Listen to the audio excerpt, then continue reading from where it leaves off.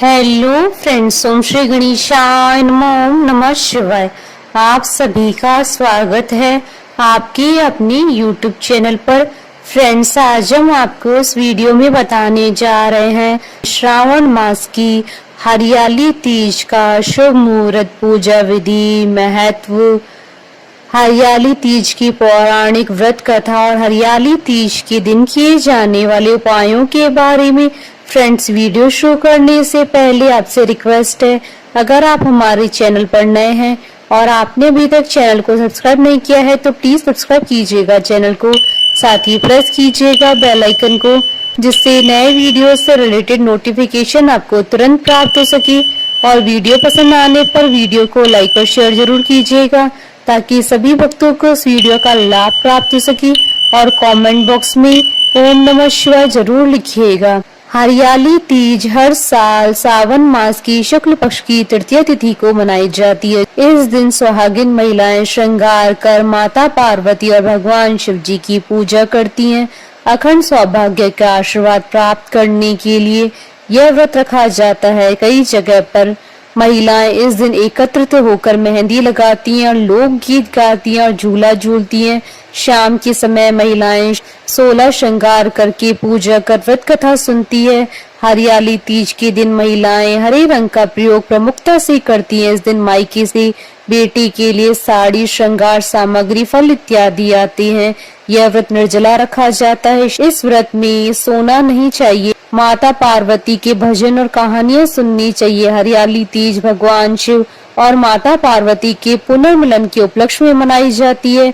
अच्छे वर की मनोकामना के लिए इस दिन कुंवारी कन्याएं भी व्रत रखती हैं। हरियाली तीज के एक दिन पहले यानी द्वितीया को श्रृंगार दिवस के रूप में मनाया जाता है। इसे सिंजारा भी कहते हैं। इसी दिन हाथों में मेहंदी लगाई जाती है। तृतीया के दिन यानी तीज के दिन महिलाओं के मायके से श्रृंगार सामान और मिठाइयां उनके ससुराल को भेजा जाता है।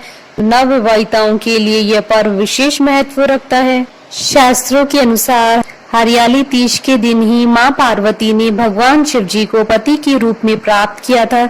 इसलिए हरियाली तीज के दिन भगवान शिव और माता पार्वती जी की पूजा अर्चना करती हैं। जो भी सुहागिन स्त्रियां हरियाली तीज का व्रत रखती हैं उन्हें सौभाग्य की प्राप्ति होती है।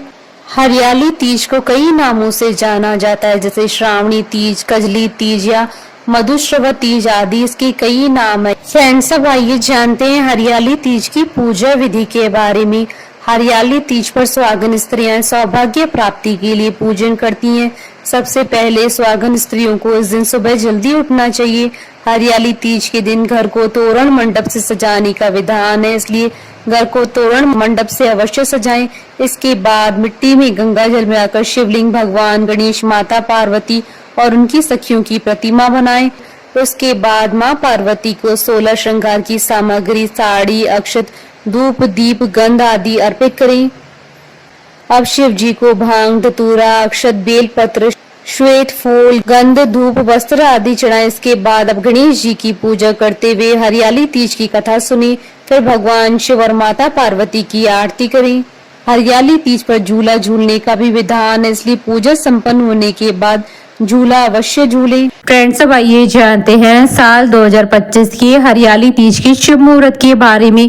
हिंदू पंचांग के अनुसार साल 2025 में हरियाली तीज का पर्व 27 जुलाई 2025 रविवार के दिन है।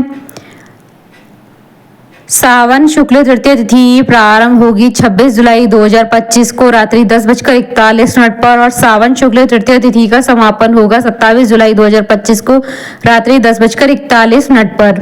इस दिन ब्रह्म मुहूर्त रहेगा सुबह 4:25 से सुबह 5:07 तक और अभिजीत मुहूर्त रहेगा दोपहर 12:06 से दोपहर 1 बजे तक और गोधूली मुहूर्त रहेगा शाम 7:18 से शाम 7:39 तक और अमृत काल का मुहूर्त रहेगा दोपहर 1:56 से दोपहर 3:34 तक।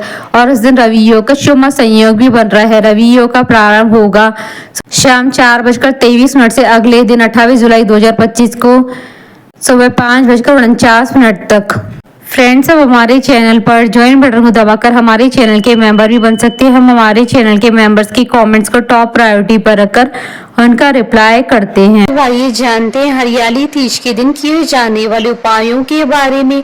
हरियाली तीज के दिन यदि कोई कुंवारी लड़की भगवान शिव और माता पार्वती को 2 पान और सुपारी के जोड़े चढ़ाती है तो उसे मनचाहे वर की प्राप्ति होती है। इस दिन माता पार्वती को श्रृंगार की वस्तुएं अर्पित करें और हरियाली तीज के अगले दिन वह श्रृंगार की वस्तुएं या तो घर की किसी बड़ी महिला को दे दें या फिर पंडिताइन को दे दें। ऐसा करने से सौभाग्य की प्राप्ति होती है। हरियाली तीज के दिन माता पार्वती को खीर का भोग लगाएं और उस खीर के प्रसाद को अपने पति को खिलाएं और अगले दिन पारण के समय स्वयं भी खाएं। ऐसा करने से आप दोनों के बीच प्रेम बढ़ेगा। यदि संभव हो तो हरियाली तीज के दिन 11 सुहागन स्त्रियों को श्रृंगार की वस्तुएं भेंट में दें।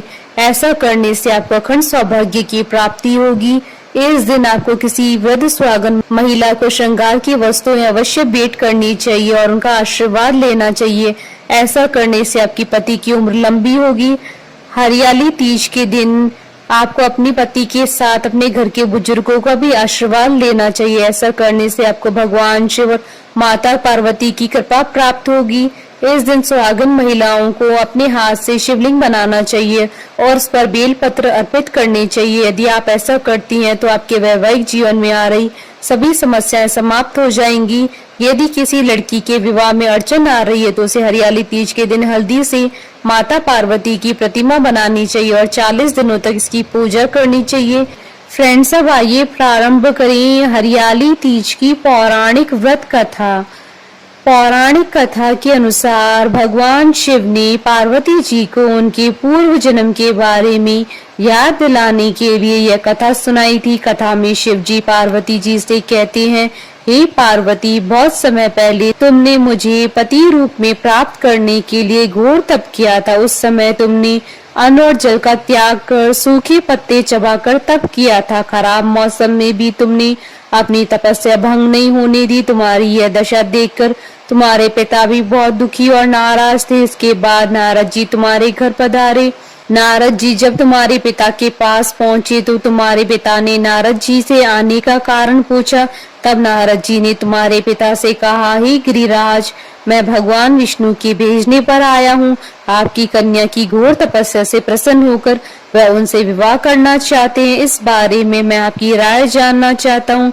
नारद जी की बात सुनकर पर्वतराज अति प्रसन्नता के साथ बोले, हे नारद जी, यदि स्वयं विष्णु भगवान मेरी कन्या से विवाह करना चाहते हैं तो इससे बड़ी कोई बात नहीं हो सकती। मैं इस विवाह के लिए तैयार हूँ। शिव जी पार्वती जी से कहते हैं, तुम्हारे पिता की स्वीकृति पाकर नारद जी विष्णु जी के पास गए और ये शुभ समाचार सुनाया। लेकिन जब तुम्हें इस विवाह के बारे में पता चला तो तुम्हें बहुत दुख हुआ।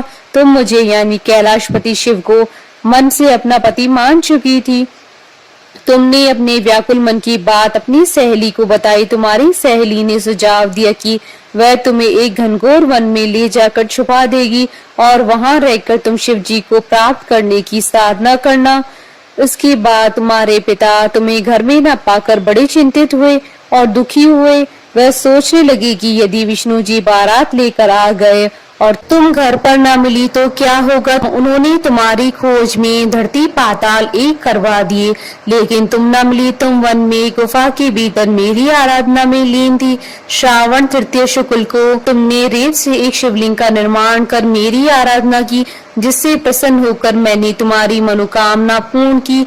इसके बाद तुमने अपने पिता से कहा कि पिताजी, मैंने अपने जीवन का लंबा समय भगवान शिव की तपस्या में बिताया है और भगवान शिव ने मेरी तपस्या से प्रसन्न होकर मुझे स्वीकार भी कर लिया है। अब मैं आपके साथ एक ही शर्त पर चलूंगी कि आप मेरा विवाह भगवान शिव जी के साथ करेंगी।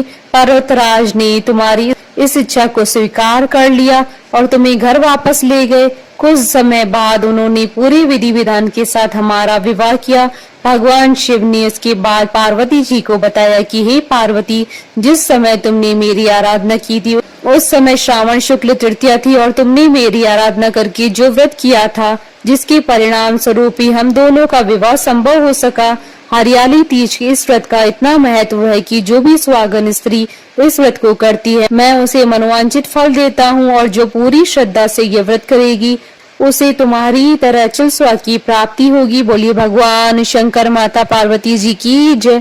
हमारे साथ इस वीडियो में अंत तक बने रहने के लिए आपका धन्यवाद। ओम श्री गणेशाय नमः। ओम नमः शिवाय।